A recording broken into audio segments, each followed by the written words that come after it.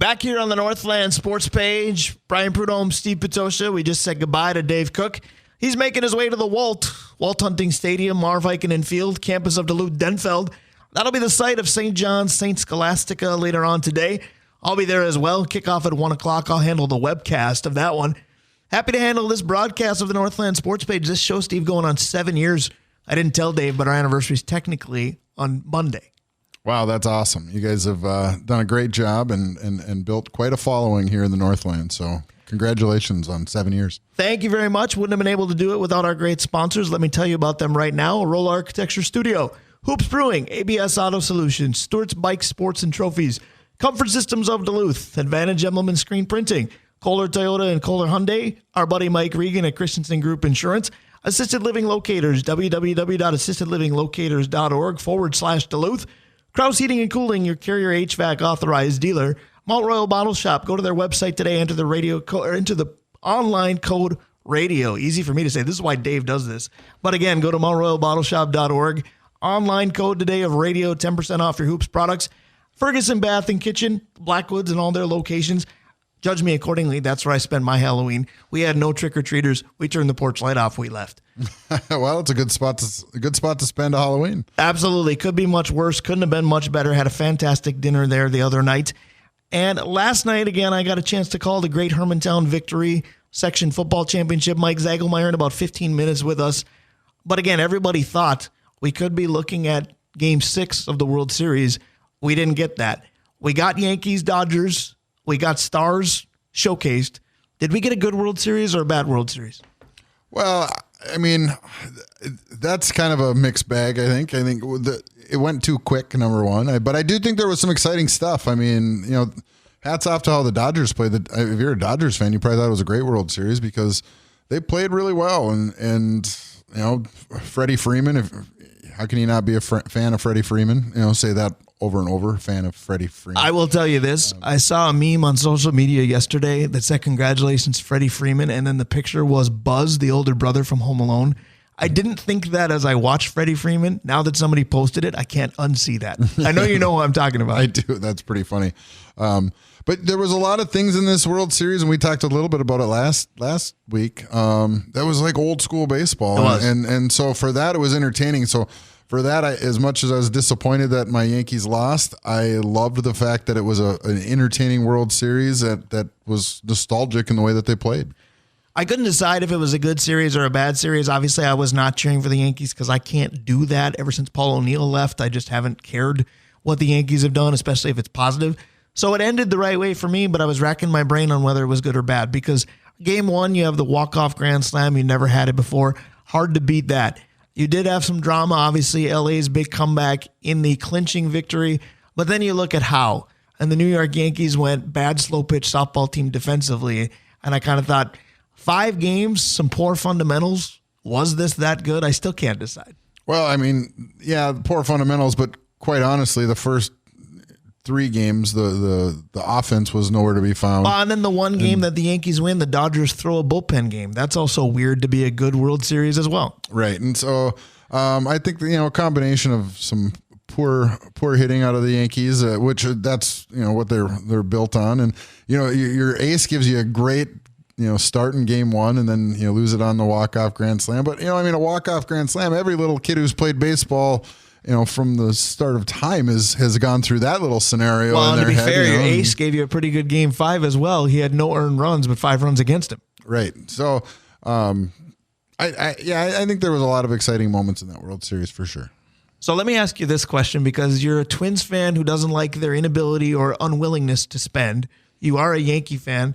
Of all the players that the Twins missed out on, should they have just signed Dave Roberts? Because it didn't matter if it was 2004 or 2024. He's still silencing the Yankees. Twins never could. Yeah, you certainly make that argument if you're a Twins fan, right. That's for sure. Trust me, as a diehard Twins fan, I found that angle almost immediately. So it makes me wonder about the best and worst championship games, sport by sport, of all time. We'll dabble in this. We've only got about 10 more minutes to kill before we chat with Mike Zagelmeyer. I got to imagine if he's got any energy left, he's on cloud 9 because that game last night, once again, unbelievable. First question might be, have you slept yet? Because I know talking to him and Greg Aker via text last night, they both just couldn't believe what happened. So let's talk about what championship games we couldn't believe because they were so good and couldn't believe because they were so bad. I think we can start with ones that Minnesota teams have been involved in, so that pigeonholes us. Major League Baseball. WNBA, the best one was any of the ones the Lynx won. The worst one probably just ended, or the one where a shot clock violation was missed and the Lynx lost in that one too. So that was easy. Twins, Major League Baseball, I even think if you didn't have a dog in the fight, a lot of people would still say 1991 because how do you beat it? Yeah, 91 was so awesome. That was so exciting. Everything about it was incredible. So that's hands down, I think, the best baseball one for me when it comes to MLB. And I think it easily gets mentioned because of where we are. This is Minnesota. The Minnesota Twins won. But again, if you didn't have a dog in that fight, you had extra innings multiple times. You had a walk-off home run to force a Game 7. You had a 10-inning complete game shutout. That's unheard of, especially in today's game. So 91 to me, still number one with a bullet on its own.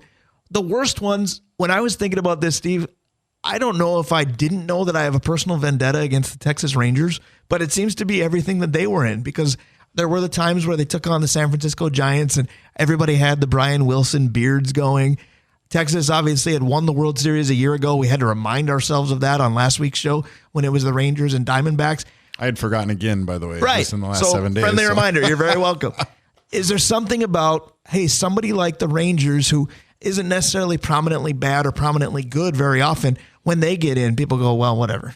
Well, they're right. I think that whenever it's a team in the flyover states that gets in there, if it's not other than maybe the Cubs, Well, because Cubs in Cleveland, because I think they were called the Indians then and obviously aren't now, that was tremendous because somebody was going to break a horrifically long drought. Well, and Cleveland was before the movie Major League in right. 1990 or 89, whatever it was. I mean, how irrelevant were they? And even after that movie, they were still baseball-wise irrelevant, but at least people knew the team, right? But back to, nobody cares because I think baseball is so long and the season is so long and it kind of lost its entertainment value when it went all analytics for so long that truly that's unless you were a diehard like you and Dave that that cares about their team live and so breathe this much, stuff. right? Yeah. That most people, I think, it's just out of sight, out of mind, and I think that's where you can make your case for baseball as the pastime that it is, but what being ruined, that's one thing baseball did to itself that shot itself in the foot. That's why I think there's very little interest when a Rangers or when even a Kansas City wins the World Series, and that should be celebrated in my opinion because when the small markets it's not supposed to happen. Yeah, right. that they should be celebrated even more, but there's less excitement because it's less marketability too in those towns. So well, and even some of the memorable ones weren't necessarily great series. I mean, people like to have a villain to root against. You think of the Kirk Gibson moment because we were talking about it last week because Freddie Freeman duplicated it or even went above it with a grand slam. But you think about, Oakland got pummeled by the Dodgers. So was that a great series? Probably not. Everybody remembers the following year. That was the earthquake series. But do you remember anything about the baseball? No. You remember the earthquake.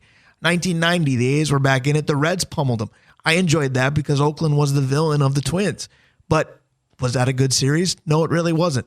Everybody remembers it gets by Buckner and the Mets win it, and that's the last time the Mets have won it. Mets fans will tell you that was a great series. I liked the Mets. I enjoyed it. Was that a good series or not? Everybody thinks about the Buckner play and, that series must have gone 6. No, there was another game. Everybody just kind of forgot it. Game 7 of that series became like the U.S. beating Finland in 1980. Nobody remembers that win. 100%. That's exactly what it is. Yeah, that did nothing but prolong the series. Yeah. It gave him a chance in Game 7. Yeah, that's right. He still could have won that game or that series.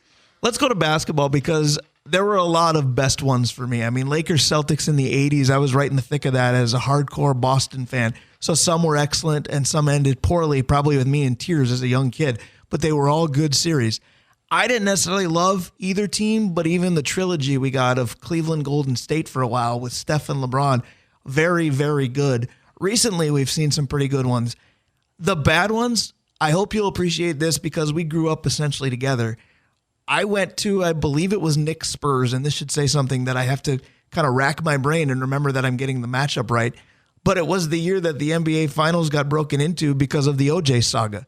It was a terrible NBA Finals, and more people wished it wasn't on so they could get every moment of Mr. White Bronco.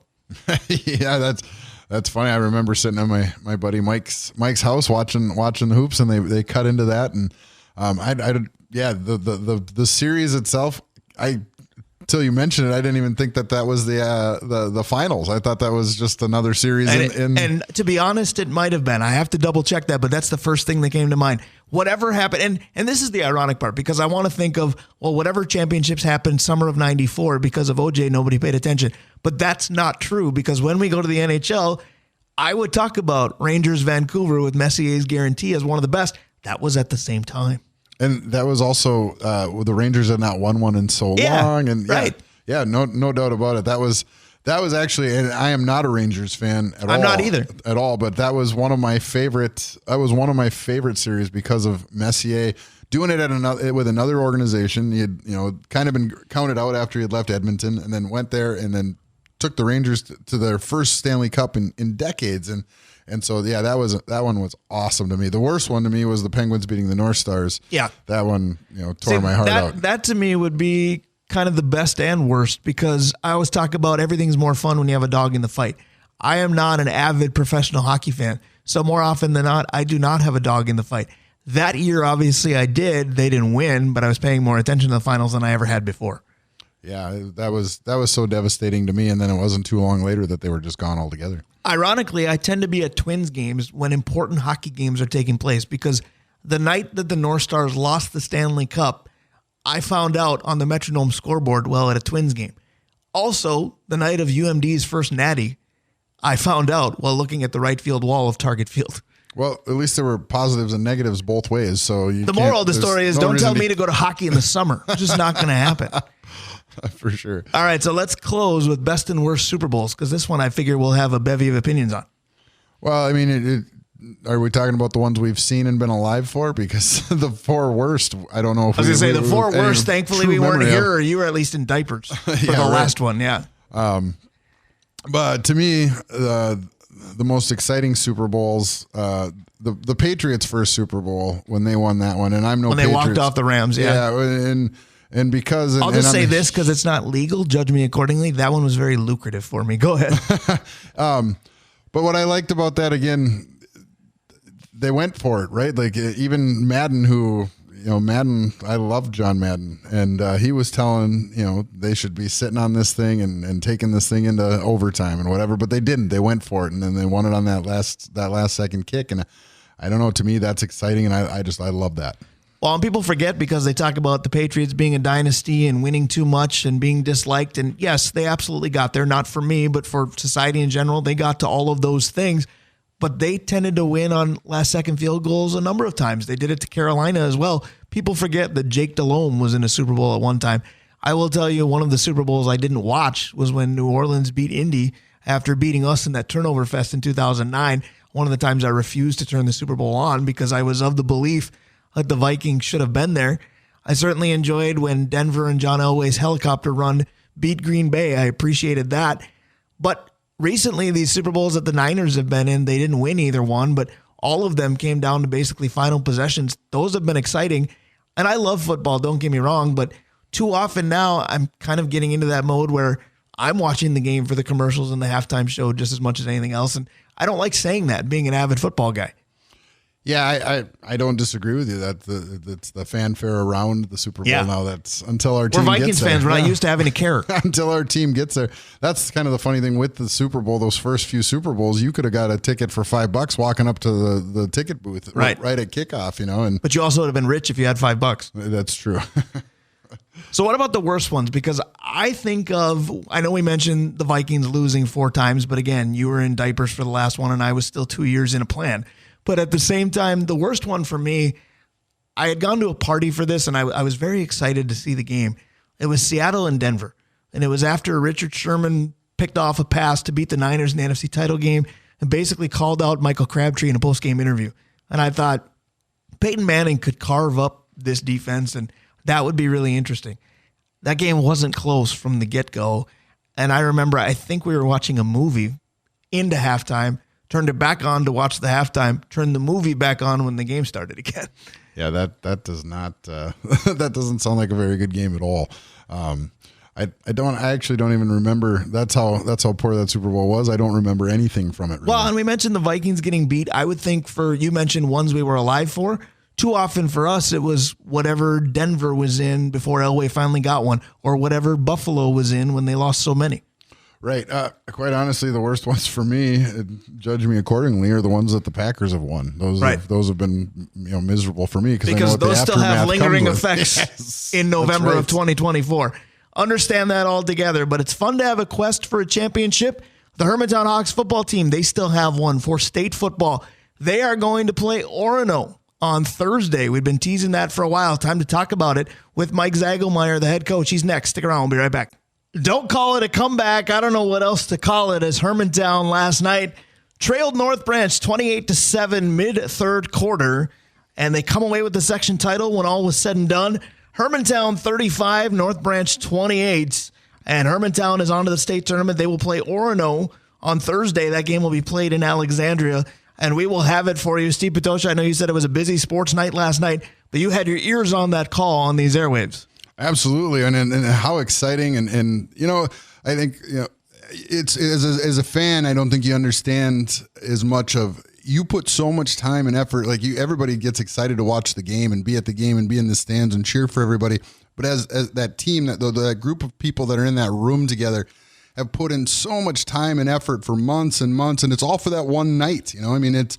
You think about the season, but really it's really all for that one game, and now it's for one more game, and there's so much poured into that to have it be successful and see them come out on top, and especially in the fashion in which they did it, how exciting and you talk about no sleep, and we won't get into that with Coach, but who wants to sleep right now? You get one chance at the beginning of the state tournament, so you get plenty of chances to sleep here in December and going forward.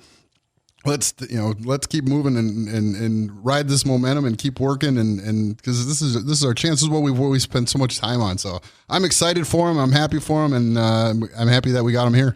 Absolutely spoken like a coach. That's Steve Patosha. He's the head boys hockey coach at Duluth East and a co-host of mine, both here and on Time for Two More on Sundays. Let's go to the coach, Mike Zagelmeyer, because Coach, again, I was excited last night making the call, but it was the combination of excitement with disbelief. You were on last week preparing for Denfeld in the semis. All of a sudden, that feels like that was about 2.5 months ago, because there were about 3 or 4 different games within one last night. Congratulations and good morning. Hey, thanks so much, Brian. It was, I don't know, it's like 3 years packed into one night right there. I mean, all the things that happened in that game was, I don't even know how to describe it, to be honest with you. It's still not even setting in yet. So, yeah, it was quite a night for us for sure. It certainly was, and that was my job last night, to try to describe it, and I hope verbally on the air I did well, but people afterwards that weren't there said, wait a minute, you told me at halftime it was 21-7, and you told me 5 minutes into the third quarter it was 28-7, and then you text me 28-28, and then you text me Hawks win 35-28. How did this happen? And I gave the bland recap of score, onside kick recovery, score, onside kick recovery, score, interception, score, interception. That is, I believe, how it went. But talk about how many things needed to go perfectly, and it did. This was just a strange game in so many ways. When you guys got within 28-14 with about 5 and change to go in the third, we were in commercial, and I can disclose this now. I looked at my analyst, John Carlson, and I said, it's great that it's a 2-score game again, but North Branch could go down the field and take the rest of this quarter. I have to think that was part of your thought process as well when you went for the onside kick when you did? Yeah, for sure. Their offense is so deadly from far away, and even though they run the ball all the time, it's just a case that everybody's looking for where the ball is, and they caught us a couple times with that. But in that third quarter, we talked at halftime about coming out and trying to get a score to get some momentum, and we ended up fumbling the ball, and they scored to go up 3 scores, and shot got dinged up during that drive, and all of a sudden we're down 3 scores or 21 points, and our quarterback's on the sidelines. And I mean, it couldn't have looked more bleak in that moment in the third quarter. And that's where you just got to hand it to the kids. I mean, we needed some luck on that first onside kick. The North Branch boy just went ahead and fielded the ball probably too early, and obviously dropped it. And we got on it, and then that second onside kick was executed perfectly. That was gorgeous, yes. It was unbelievable. It takes a little bit when you're down 21 points. You need to have everything go right, and we got a little luck and we got a little bit of execution. And then, in high school sports, whether it's football, volleyball, whatever, when you get momentum on your side and you got a team on their heels, you could just taste the blood in the water. It was crazy how the momentum swinged, and they start talking to each other, and it was just an unbelievable experience to see how the swing and momentum happened. And we talked about that game down in North Branch in week 3. We lost with 3 seconds left in that game. We let a guy get behind us in the last play of the game, and they won 48-44 on the last second pass. And just to see that happen last night, where the last play of the game that mattered was an interception by us in the end zone, basically the same type of deal. Quarterback's flushed, trying to make a play, throws it into the end zone. They made the play in week 3, and we made it here in the playoffs. The parallels between those two games are terrifying. It's unbelievable. So it was quite a night, yes. Absolutely. The irony of the whole thing was never lost on me. So many big plays made by so many kids. Grant Johnson with the interception. He also has a TD catch on the night. Landon Berg, same idea. He has an interception, has a touchdown reception on the night. Bodie Medill, now the artist that can do the onside kick like no wrong. But at the same time, a lot of times in football, we're forced to talk about the quarterback. But last night we have to. Alex Schott was a gamer in every sense of the word. He was unbelievable, and to see the look in his eyes when he knew that he was dinged up a little bit and that he wanted to finish that game. That's leadership. He's small in stature, but his heart is so big, and such a leader for us. 3-year starter for us, and to see what he did last night, unbelievable. Just an unbelievable performance by him. I don't know what to say. You take a look at these kids and what they were dealing with there in the third quarter to have that leadership, and it wasn't just Alex, but obviously Alex was the leader of it. To see those kids battle through that was a very rewarding experience. I want to talk a little bit about that mental battle because I brought it up on the air last night because I made comparisons to Saturday. You got up early against Denfeld, and we could see shoulders slump on that Denfeld sideline. And we thought, if body language means anything, this could be over. Last night, everything was stacked against you with a quarter and a half to go. But the body language seemed okay, which is a credit to the kids, but they're looking to your staff for leadership. You guys are the adults in the room, but at the same time, you're human. How did you keep everybody upbeat and engaged? Because that was impressive to me. Well, I think it's desperation. The kids wanted to keep playing. They didn't want it to end. And, when you're in playoff and it's possibly your last game, you don't have time to think about it's over. These kids still believe for whatever reason. And once they got just that little bit of a door crack that they could sneak into, things changed. I'm not a great football mind when it comes to X's and O's and all that stuff, but our coaching staff, if I'm ever going to take credit for anything, is putting this coaching staff together. My coaching staff is unbelievable. And, whether you're talking about Greg calling the plays or you're talking about Homestead calling the defense or Dale working with the linemen, our coaches do such a great job of keeping kids motivated, working through some of the valleys and the peaks of the season. They're just unbelievable. My coaching staff, I'll go down with them any day.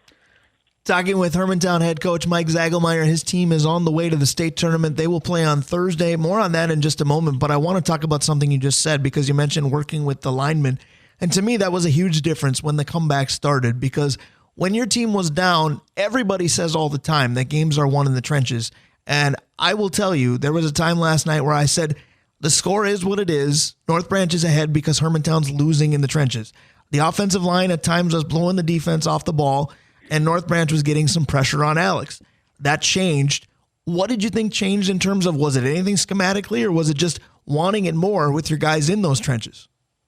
It was confidence in the momentum, no doubt. Even if you take a look back at when Martin scored that touchdown in the first half, that was basically all him. The blocking was not. We looked at film, and the blocking was not great on that in the first half, to get our first touchdown. But for whatever reason, once they believed, and we got North Branch on their heels a little bit, the kids started believing, and that's the most dangerous thing with kids. When they start believing, that's the ticket right there. And The momentum swing, I'll just keep reiterating that fact. It was palpable. You could feel it. You could taste it. It was, they started guessing what they were doing. North Branch is not good at throwing the football, and that's what they resorted to. And that Landon makes that unbelievable interception at midfield. They were second, I think it was a second down when they threw the interception in the end zone. Right. I was way more concerned about them running the ball. They had 2 timeouts left, but I think they thought that we weren't going to, I think they thought they were going to trick us. And, our kids saw that before when that quarterback rolled out. You could see Grant heading to the end zone. You could see Landon. Nobody was behind him. Again, week 3 was the recipe, the test for what needed to happen last night in order to win as far as how the game played out there at the end. You talked about belief, and we had Anthony LaPanta on in the first segment, and he used to coach with Totino Grace, their state tournament bound again in your class as well. And Anthony gave a little bit of a breakdown of who's very good in this class. Did not mention the Hawks because, again, we're way up north, and I don't think people remember us when it comes down to the Metro. But good to see today that the seating committee did, because Anthony mentioned Becker's good. I assume they're the 1. He mentioned Orono's pretty good. That's the 3. That's your matchup on Thursday, correct?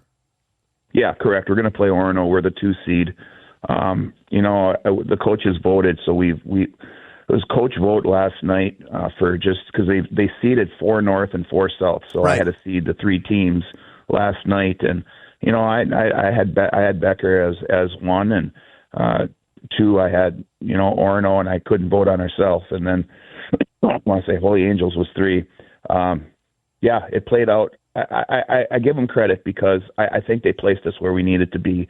Becker deserves the 1. They've had that season where they deserve to be the 1, but it was nice. A lot of times I think Northern football doesn't get a ton of respect, and we got to credit North Branch for that too. When they went down last year and they won the quarterfinal game and they got to the bank, that made people a little bit aware of, okay, they play some football up here in Northeast Minnesota, and that got us a lot of credit as far as how things, I think, played out with that coach vote last night.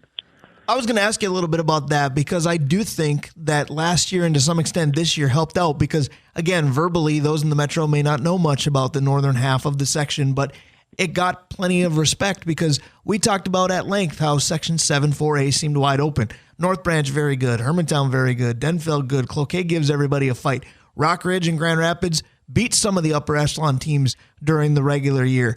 So I think in seeding, granted you were at the meeting, wasn't that taken into account that section actually in itself, strength of schedule therefore is pretty good? Well, absolutely. And then you take a look what Tay did for Denfeld this year. That was a state story, the way he started the season and what he put up as far as numbers go. And that just brings visibility to what we're doing up north. So when you have that, that kind of, press, I guess is the way to say it, again, it brings credibility to everybody. So that Duluth Denfeld North Branch was the game of the week, and I don't remember what week it was, like 6 or something. But it does great things for our section, and that's where you got to credit the media. And I think the MSHSL and the Metro is trying to do a better job now, getting information out statewide. I think when the Star Tribune went to whatever they call themselves now, and they're trying to make football more of a state thing instead of a Metro thing, that's going to make things better for everybody. I like to think back to the old TV show. The moral of the story now is more northern exposure, and football's starting to get it thanks to the Hawks and other teams. Steve, go ahead. Well, I think you got to add in too is the communities that are willing to invest in their athletes. North Branch had that referendum several years back, and they invested it in a weight room and training facility at their high school, and look what it's done to their football program. What Hermantown invests in their community, their schools and the facilities for their athletes to train. You need a community willing to invest in their athletes, and that's why you see the success of these programs happen. Would you agree with that, Coach? Well, when we put that turf field in for us, that was a game changer. If you can think back to when we had that swamp of a field behind the high school up here, that's a tough way to get kids excited to play football. But now that we're on that turf and we're running flag football, we're running youth tackle football back there. Everybody's playing on this turf that's fast, it's clean. It's such a game changer when you get a facility like that. And, I credit our community and Centricity for stepping up and helping us out because, I don't think we are where we are without some of the help that we got there. Gives me an easy segue because that turf will be used for an all-star soccer game coming up on Monday as well. Showcase some of the area's best, so get on out and enjoy that if you'd like to as well. But speaking of enjoying, there's plenty more football to enjoy. I thought, again at the half and certainly midway through the third quarter, that my post-game show last night would be a farewell speech thanking everybody for being part of our football season. Instead, it was promoting what comes next. Again, it's Orono on Thursday, Alexandria the site. The brackets I saw yesterday, I think, said 6 o'clock, but does it sound to you like game time still might be to be determined? Yeah, so they said they would give us the official word here mid-afternoon as far as the actual game time, and the reason is that Alexandria, I believe, is also in it. I think they're 5A. They're in the state tournament too, so it depends on the site as far as the timing of the game. So they got to help us out, and we got to help them out a little bit. But tentatively, I think it says 6 o'clock, but please don't write that down in stone just yet. All right, that's perfect because we'll eventually be putting radio promos together because I texted you after you beat Denfeld. I said, you're stuck with me. I'm going to air this run as far as you can take it. How far can that belief go? Because now is it as simple as one win and let's play where the Vikings play, or what's the next motivator? Well, you kind of redo everything now. I mean, our goal coming into the season was to win the section, and now we got to recalibrate everything. And obviously the kids playing in the bank is one game away, and we're credited with a 2 seed. There's going to be belief there. We've got film. It's such an intense period. It's like things slow down for a little bit during the middle of the season, and then all of a sudden everything gets sped up to warp speed here all of a sudden. And now, it's going to come down to, can we focus? Can we stay driven? Sometimes kids' heads go other places when they get to the end of the season like this. But if we can stay focused, there's no reason the kids can't be playing a semifinal game in the bank. We certainly hope that's the case. Coach, congratulations to you. Get some rest. We'll see you Thursday in Alexandria at some point. I'll tell you this, I was beyond happy for you last night, but if I see another team called the Vikings blow a 21-point third quarter lead tomorrow, my reaction will be much different. I'll be used to it, but my reaction will be much different. All right. Thanks a lot, Brian. I really appreciate all you do. Appreciate it. Zags, I love you, man. We'll talk on Thursday. Have a good one. Good luck, Coach. Sounds good. Talk to you later. Thank you very much, Steve. Bye-bye. That's Coach Mike Zagelmeyer of the state-bound Hermantown Hawks. We will air their game with Orono Thursday in Alexandria. Game time still to be determined. It's time for Vencie Glenn in the Drawing Line segment. Stick around. We'll be right back. That's the safety dance. Means it's time for our favorite safety, Mr. Vencie Glenn, Vikings legend. He is brought to you by Arola Architecture Studio as part of the Drawing Line segment. Also sponsoring the show once again today, Hoops Brewing, ABS Auto Solutions, Stewart's Bike Sports and Trophies, Comfort Systems of Duluth, Advantage Emblem and Screen Printing, Kohler Toyota and Kohler Hyundai, our good buddy Mike Regan and Christensen Group Insurance, Assisted Living Locators, www.assistedlivinglocators.org/Duluth, Krause Heating and Cooling, your Carrier HVAC authorized dealer, Mount Royal Bottle Shop. Visit their website at mountroyalbottleshop.org. Enter the online promo code RADIO. 10% off your Hoops products all day Saturday, courtesy of the show and those two wonderful sponsors, Ferguson Bath and Kitchen and the Blackwoods Group. With that, we go right to 2-5. It feels like I just read 25 sponsors, but that's a good problem to have. Vencie Glenn, you're never a problem for me. Good morning, buddy. How are you? And Vencie, I thought you were there, but it sounds like you may not be, and that's unfortunate. I don't know if we can try to give you a call back or not. Steve, I'm going to try to reconnect with Vencie here real quick. Give me a little bit of your thoughts for Vikings Colts, because we were talking about it during the break. This one makes me nervous, but that just means it's a Vikings game because they all do. Yeah, well, 100%. Well, let's just start with the quarterback situation. Part of me is wish it was Richardson in there, although he's more athletic and has that big arm. A little bit more of a B-flow sort of attack that quarterback for B-flow to game plan with.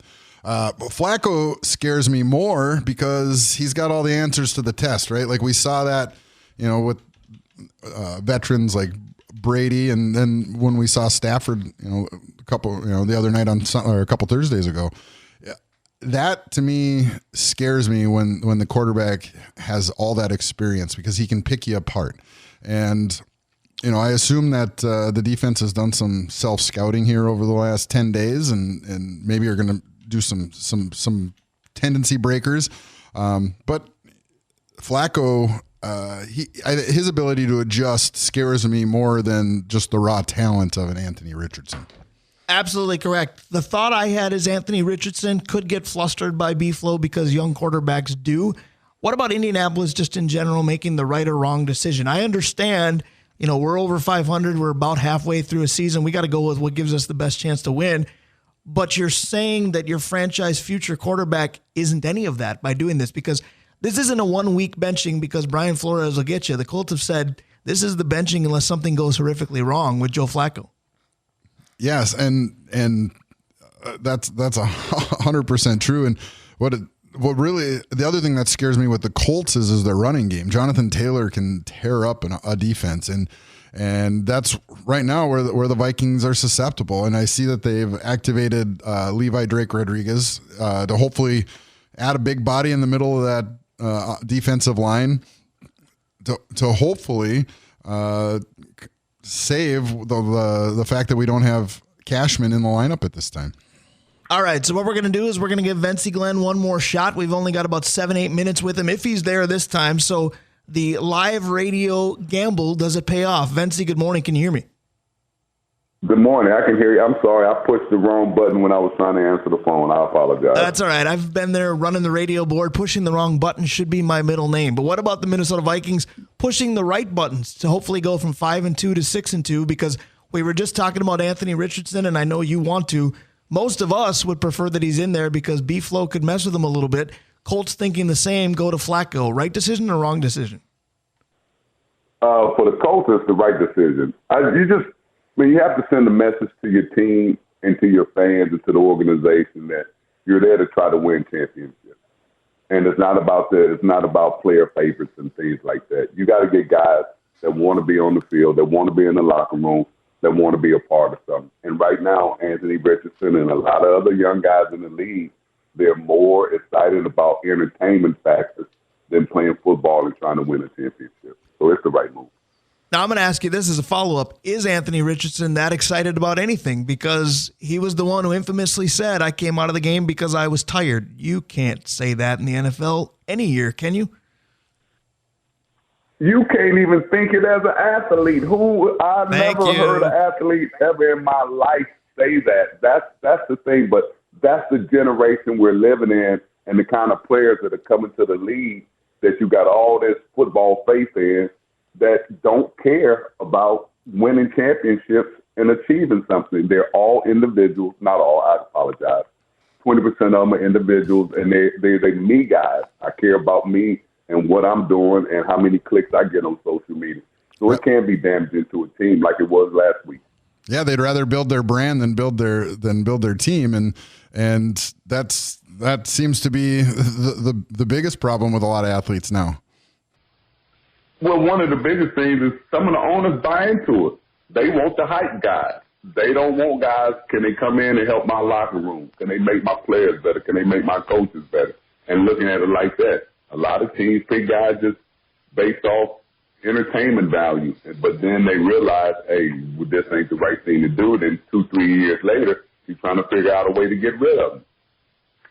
So that begs the question, at least in my mind, that how many of the owners want to win versus just make the bottom dollar? Because to me, that's why they buy into it, because hype brings fans that sells tickets, which makes money for the ownership. Would you agree? Absolutely. Well, I think the game is going through evolution right now, and they wanted to hype guys. But a lot of these teams and organizations don't know how to deal with these guys because a lot of these guys are bringing a lot of off-the-field issues and things to the team. And, at some point in time as a businessman and an owner, you got to say, hey, man, this is my brand. I got to start bringing in guys, general managers, player personnel, scouts, that's going out and getting the kind of guys I want to be successful and to give to my fan base and my fans across the country. And a lot of colleges do that. Certain colleges don't recruit certain kind of guys. That's why you never see them there with them kind of guys, but are still efficient and still winning. So let's go right to the game itself. Sunday night, Vikings in primetime hosting the Colts, trying to get back on the winning track. We're in an interesting spot where the last time we talked, the Vikings had played twice and lost twice. Now they still haven't played at all since the last time that we chatted a week ago. The mini bye. Expect them to come out high flying, or what does that do to a team? Oh, absolutely. Just the kind of the coach they have on defense, they're definitely going to tighten it up on defense. I think the offense is pretty much going to do what the offense has been doing, and they're scoring points. The defense has just kind of let them down the last couple of weeks. So I think they'll get back to being efficient and clean up a lot of the individual mistakes that they made, because it's not a collective mistake. It's just here and there, and they give up plays and things that they shouldn't have. And they understand that, and they're a veteran team, and they got a lot of good guys on there that know how to win. So I think Florida to have them ready, flying high tomorrow and ready to go. We talked a lot about the Colts quarterback situation. What about the Vikings quarterback? Because you said at the beginning of the season, when we asked you what to expect from Sam Darnold, your answer was simple. You said Sam Darnold. At times, he was everybody's favorite player because his team was 5-0. All of a sudden, they're 5-2, and everybody's magnifying missed opportunities. Sam Darnold is Sam Darnold. You're looking more and more correct. But is the quarterback position overly magnified in today's game, or is this the right thing to do in critiquing every move they make? Well, it's not overly magnified. It has always been magnified, but I just think there's so many different brands and kinds of quarterbacks in the league. It's just not the running quarterback. Now these guys can throw. And then you see the older guys, the Sam Darnolds, the Andy Daltons, they're still efficient and doing just as well, and as far as completions and reading defenses and getting the ball out to the right guys. So there's an evolution in the league. Everybody wants young guys to run around and make it exciting. But at the end of the day, it's about wins and losses. So the old guys understand that, and it brings leadership and kind of like your uncle kind of figure into the locker room, which a lot of these locker rooms need. And so I think it's great for the game to have a little bit of both. Vencie, last question. I know you don't like talking about individuals as much as units, but losing the game to the Rams was one thing. Losing Christian Darrisaw was another. As good as Sam Darnold has been, good protection has been a big reason why. New left tackle. How flabbergasting can that be for a quarterback? Huge, especially if you're a quarterback that's old and can't run. Fair enough. Sam Darnold, to be fair, probably isn't either of those. It's huge. Yeah, and so they got to get the ball out of his hands quick. They can't sit there and depend on the deep ball. I think Aaron Jones has to be a real factor, and if he is, then I don't think the Vikings will have any problems if Aaron Jones, if they're able to run the ball. So the passing is not the problem. It's they're having a running game to complement it and a defense that gets off the field on third down. Vencie, I want to see if you'll take the bait. You don't normally do scores, but the Vikings need a win. They need some positivity. Do you have it when you look to predict tomorrow? 24-13. You want to score? I'm going to give you – I'm 60 now. I'm old, bro, so I can go and give you some old insight. You got that old man energy now, right? Yeah. You've reached that age where you don't care now. Especially at home. No, I love that. The old man energy. 60 means no filter, right, Vencie? We appreciate it. Although FCC regulated filter. Absolutely. Absolutely. 100, pal. All right, 2-5. We love you. Let's talk again in a week. Always a pleasure. We appreciate it. Be onwards. I will say this before I get off real quick. One of my best friends here in San Diego, Ben Neal, is the biggest Colts fan in the world. And if the Vikings lose tomorrow, I got to come live in Minneapolis, because he will run me out of San Diego as much crap as I talk about his coach the last 8 years. We have to win. So I'm got my cheerleader uniform on, my pom-poms, everything tomorrow. All right. Well, if things go pear-shaped, we can make Duluth a sanctuary for you. There's room for you up here. We wouldn't hate having you closer. Exactly right. All right, Vencie, we love you. We'll talk to you next Saturday. All right, pal. Appreciate you. Absolutely. That's our guy, Vencie Glenn. So many thank yous to go around today. Thank you very much to Dave Hoops. Thank you, of course, to Mike Zagelmeyer and the state-bound Hermantown Hawks. Dave Cook, we thank him for putting in the hour. He's probably still trekking up the stairs for the football game. St. Scholastica and St. John's. Steve Patosha, no time for two more for 2 weeks, so I dragged you here. Thank you. Well, thanks for having me. It's awesome. Get to come down for the last couple weeks and share it with you and Dave. Absolutely. Couple words of advice. Remember to vote on Tuesday. No matter who you vote for, just vote, because everybody likes to gripe. I think you only get carte blanche to do that if you're part of the decision-making. Fall back tonight as well. Set the clocks back. Vikings, please don't fall back to 5-3. We'll see you.